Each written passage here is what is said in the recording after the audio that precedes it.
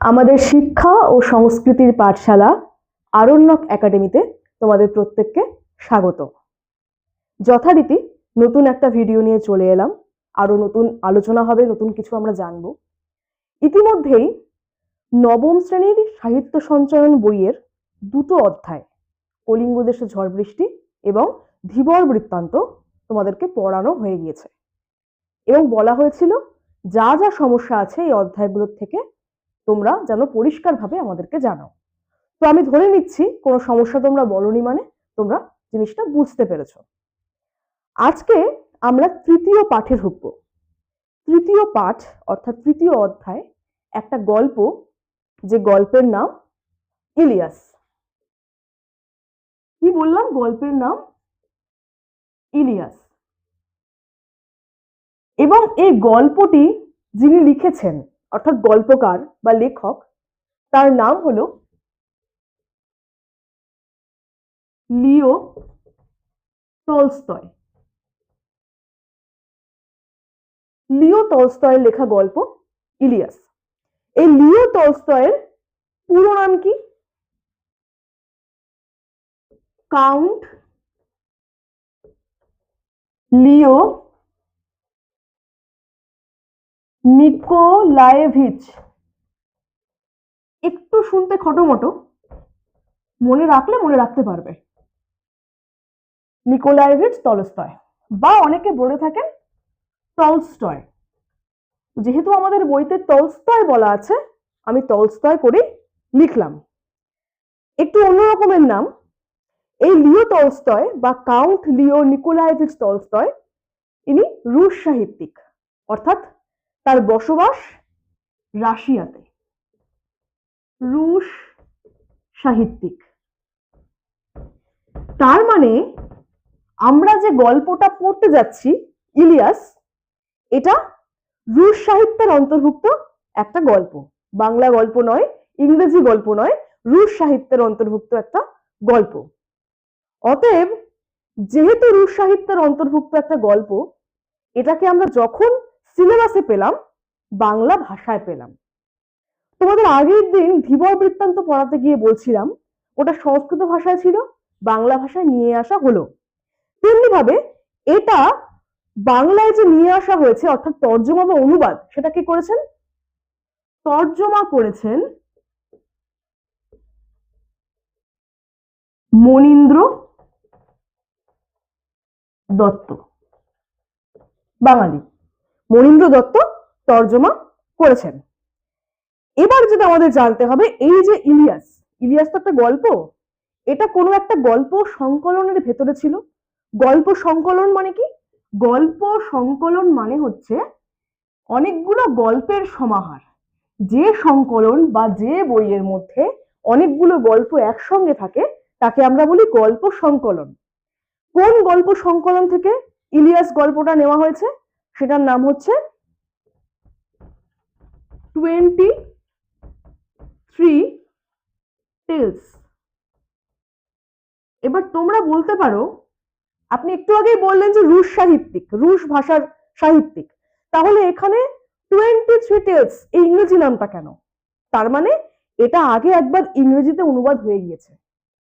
বিশ্ব সাহিত্যকে যদি আমরা পড়তে যাই, আমাদের মাধ্যম যেটা আমরা সবাই জানি, সবাই এই ভাষাটা বুঝি, সেটা হচ্ছে ইংরেজি। ইংরেজির মাধ্যমে অন্যান্য নানা ভাষার স্বাদ কিন্তু, নানা ভাষার সাহিত্যের স্বাদ কিন্তু আমরা নিয়ে থাকি। এটা ইংরেজি ভাষায় এই 23 টেলস নামে ছিল। এটা আবার নিউ ইয়র্ক থেকে প্রকাশিত হয়েছিল 1907 সালে। এই গল্প সংকলনের অন্তর্গত হচ্ছে ইলিয়াস গল্পটা। এবার লিও টলস্টয় সম্পর্কে বলছিলাম। লিও টলস্টয়ের, যার জন্য আমরা লিও টলস্টয়কে চিনি, যার জন্য তাকে আমরা মনে করি তিনি বিশ্ব বরেণ্য, অর্থাৎ বিশ্ব তাকে বরণ করে নিয়েছে, সেটা হচ্ছে ওয়ার অ্যান্ড পিস। এটা আমি বাংলায় লিখছি, তোমাদের বাংলায় জানলে কোনো অসুবিধা নেই। War and peace. অনেক জায়গায় দেখবে এটাকে বাংলা ভাষায় লেখা হয়ে থাকে যুদ্ধ ও শান্তি। তো আমি এভাবেই লিখে দিলাম ওয়ার অ্যান্ড পিস, এটাই মূল নাম, ইংরেজি নামটা এটাই। আরেকটা আছে উপন্যাস, সেটা হচ্ছে অ্যানা ক্যারেনিনা। অ্যানা ক্যারেনিনা। এই দুটো তার বিখ্যাত রচনা। কার? Leo Tolstoy. লিও টলস্টয় ঊনবিংশ শতাব্দীর একজন মানুষ। এই হলো গল্পের শুরুর কথা, অর্থাৎ গল্প শুরুর আগে আমরা সাহিত্যিক সম্পর্কে একটা পরিষ্কার ধারণা নিয়ে নিলাম। এবার আমরা কোথায় আসব? আমরা আসব গল্পে। দেখো, যেহেতু অন্য ভাষার গল্প, প্রেক্ষাপটটাও একটু অন্যরকম, বাংলা গল্পের মতো কিন্তু নয়, একটু অন্যরকম। আমরা দেখব প্রথমে নাম আছে, উফা প্রদেশে ইলিয়াস নামে একজন বাস্কির বাস করত। কে বাস করত? বাস্কির। প্রদেশের নাম কি? উফা। এই যে বাস্কির প্রদেশটা আমি লিখে দিচ্ছি, প্রদেশটা হচ্ছে উফা, এটা মনে রাখতে হবে। প্রদেশের নাম হচ্ছে উফা। এই বাস্কির মানে কি? বাস্কির হচ্ছে এমন একটা প্রজাতি যারা হচ্ছে অর্ধ যাযাবর, অর্থাৎ একখান থেকে আরেকখানে ঘুরে বেরিয়ে এরা জীবন যাপন করে থাকে। এবং এই ঘুরে বেড়ানো তাদের কিন্তু পশুদের নিয়ে, অর্থাৎ এরা কিন্তু পেশাগতভাবে পশুপালক।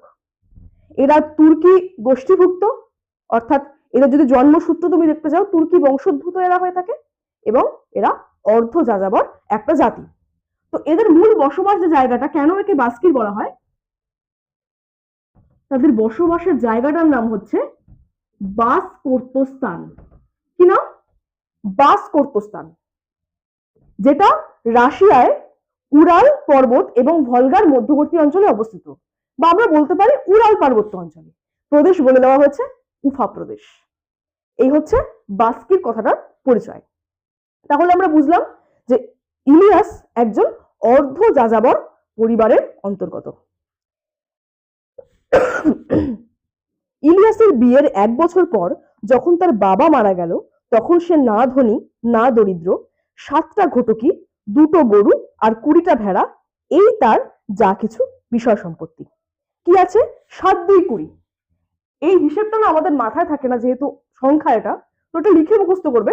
7 2 20 মানে 7টা ঘটকি, 2টো গরু আর 20টা ভেড়া, এই তার সম্পত্তি ছিল। কিন্তু ইলিয়াসের সুব্যবস্থায় তার সম্পত্তি কিছু কিছু করে বাড়তে লাগলো। সে আর তার স্ত্রী সকলের আগে ঘুম থেকে ওঠে আর সকলের পরে ঘুমোতে যায়, সকাল থেকে রাত পর্যন্ত কাজ করে।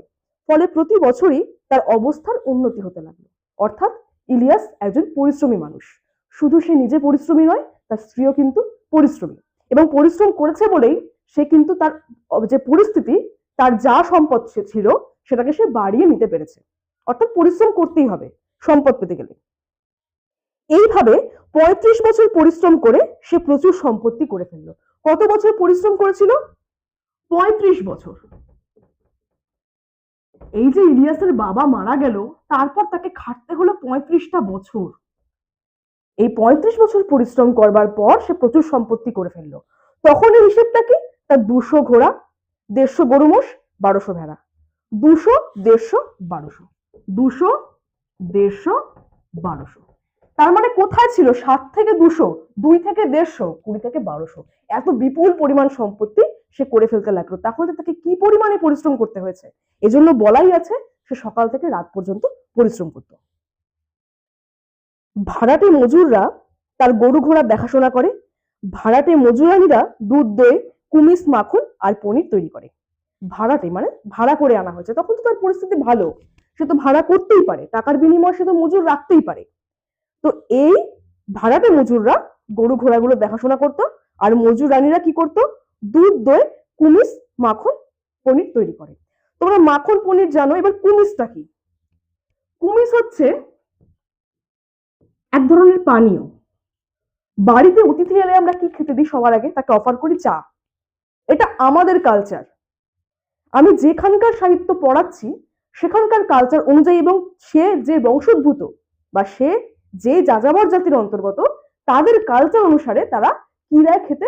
কুমিস। এই কুমিস হচ্ছে ভেড়ার দুধ থেকে তৈরি হয়। ভেড়ার দুগ্ধজাত এক রকমের পানীয়। এই পানীয়টা কিন্তু একটুখানি টক স্বাদ হয়ে থাকে, কারণ ওটাকে গাঁজানো হয়, অ্যালকোহল যুক্ত হয়ে থাকে, একটু টক স্বাদের হয়ে থাকে। তো এটুকু জানলে চলবে যে কুমিস হচ্ছে হচ্ছে মূলত ভেড়ার দুগ্ধজাত পানীয়। এবার এগুলো তারা তৈরি করে। মোট কথা ইলিয়াসের তখন খুব বলবোলাও, আশপাশে সকলেই তাকে ঈর্ষা করে। বলবোলা মানে হচ্ছে প্রভাব প্রতিপত্তি। এটাকে বলবোলা বলা যায়, আর বলবোলাও এটাও বলা যায়। আমি বলবোলা করে লিখলাম। এটা মানে হচ্ছে প্রভাব বা প্রতিপত্তি, মানে আমার অনেক আছে, এই যে একটা প্রতিপত্তি মানুষের মধ্যে কাজ করে, সেই প্রতিপত্তি তার প্রচন্ড। এই জন্য মানুষ তাকে কি করতো, ঈর্ষা বা হিংসে করত। ইলিয়াস তো ভাগ্যবান পুরুষ, তারা সবাই বলে আর কি, অন্যান্য মানুষেরা, ইলিয়াস তো ভাগ্যবান পুরুষ, কোনো কিছুরই অভাব নেই, ওর তো মরবারই দরকার নেই। ইলিয়াস ভাগ্যবান পুরুষ, এত কিছু করে ফেলেছে, এত সম্পদ, ওর তো মরারই দরকার নেই। মানুষকে তো মরতে হয় একটা সময় জন্মালে, কিন্তু ওর যে এত কিছু ভোগ করবে, ওর মরারই দরকার নেই। ক্রমে ভালো ভালো লোকের সঙ্গে তার পরিচয় হতে লাগলো। দূর দূরান্তর থেকে অতিথিরা তার সঙ্গে দেখা করতে আসে। সকলকে স্বাগত জানিয়ে সে তাদের ভোজ্য পানীয় দিয়ে সেবা করে, যে যখনই আসুক কুমিজ, চা, শরবত, মাংস সবসময় রেডি থাকে, মানে হাজির থাকে। অতিথি এলেই একটা বা দুটো ভেড়া মারা হয়, সংখ্যায় বেশি হলে ঘটকীয় মারা হয়। এই হচ্ছে তাদের অতিথি আপ্যায়ন। অর্থাৎ ইলিয়াসের সম্পত্তি হবার পর ইলিয়াস কি করে অতিথি আপ্যায়ন করত, এই অতিথি আপ্যায়নের প্রসঙ্গটা কিন্তু খুব সুন্দর করে এখানে উঠে এসেছে। কি দিয়ে অতিথি আপ্যায়ন করতো? কুমিজ, শরবত, মাংস, যার মধ্যে ভেড়ার মাংস থাকতো, সংখ্যায় যদি বেশি হতো তাহলে ঘটকীয় মারা হতো। এবার দেখো ইলিয়াসের ব্যক্তিগত জীবনের কথা বলা হচ্ছে, ইলিয়াসের পরিবার নিয়ে। ইলিয়াসের 2 ছেলে 1 মেয়ে, সকলেরই বিয়ে হয়ে গেছে। ইলিয়াস যখন গরিব ছিল, ছেলেরা তার সঙ্গে কাজ করত, গরু ভেড়া চড়াতো, কিন্তু বড়লোক হওয়ার পরে তারা আয়েশি হয়ে উঠলো। বড়টি এক মারামারিতে পড়ে মারা গেল, ছোটটি এমন এক ঝগড়াটে বউ বিয়ে করলো যে তারা বাপের আদেশই অমান্য করতে শুরু করলো, ফলে ইলিয়াসের বাড়ি থেকে তাদের তাড়িয়ে দেওয়া হলো। অর্থাৎ ইলিয়াস কিন্তু একদিক থেকে ন্যায়পরায়ণও বটে, পরিশ্রমী এবং ন্যায়পরায়ণ। বড় ছেলেটি তার মারা গিয়েছে, ছোট ছেলেকে সে বাড়ি থেকে বার করে দিয়েছে তার সঙ্গে খারাপ ব্যবহার করার জন্য। এই হচ্ছে তার জীবন। ইলিয়াস তাকে একটা বাড়ি দিল, কিছু গরু ঘোড়াও দিল। এই যে বের করে দিল, সে ছেড়ে দেয়নি। অর্থাৎ তার সন্তান বৎসলতা, স্নেহ বৎসল, তার যে মন, স্নেহ বৎসল মন। আমি না এই জিনিসগুলো তোমাদেরকে লিখে দিচ্ছি, তোমরা যখন ইলিয়াস সম্পর্কে বলবে তখন এই জিনিসগুলো যদি তুমি লিখে দাও, একটা চরিত্রের দারুণ দিকগুলো উঠে আসবে। ইলিয়াসকে আমরা কি দেখলাম? ইলিয়াস ভীষণ পরিশ্রমী, কারণ বাবা মারা যাওয়ার পর 35 বছর ধরে স্ত্রীকে নিয়ে সে পরিশ্রম করেছে এবং সেটার মাধ্যমে সম্পদ বাড়িয়ে নিয়েছে। ইলিয়াস ভীষণ ন্যায়পরায়ণ এবং অবশ্যই অতিথি পরায়ণ। অতিথি আসলে সে সেবার কোনো ত্রুটি করে না, সে যতই ধনী হোক না কেন, সে সেবার কিন্তু কোনো রকম ত্রুটি করে না। অতিথি পরায়ণ এবং একই সঙ্গে সে হচ্ছে স্নেহ বৎসল, অর্থাৎ সন্তানের প্রতি যতই তার রাগ ক্ষোভ যাই থাক না কেন, সে তার দায়িত্ব ভুলেনি, স্নেহ তার কিন্তু বারবার উঠলে উঠেছে। ইলিয়াস তাকে একটা বাড়ি দিল, কিছু গরু ঘোড়াও দিল, ফলে ইলিয়াসের সম্পত্তিতে টান পড়লো। তারপরেই ইলিয়াসের ভেড়ার পালে মড়ক লেগে অনেকগুলো মরে গেল। তার পরের বছর দেখা দিল দুর্ভিক্ষ, খড় পাওয়া গেল না একেবারে। এ হচ্ছে ইলিয়াসের একেবারে দুর্ভাগ্যের কথা। তার ভেড়ার পালে মড়ক লেগেছে, তার পরের বছর দেখা দিয়েছে দুর্ভিক্ষ, খড় পাওয়া যায়নি। সেই বছর শীতকালে অনেকগুলো গরু মোষ না খেয়ে মরলো। তারপর কিরবিজরা তার সবচাইতে ভালো যে ঘোড়াগুলো চুরি করে নিয়ে গেল। কারা? কিরবিজরা।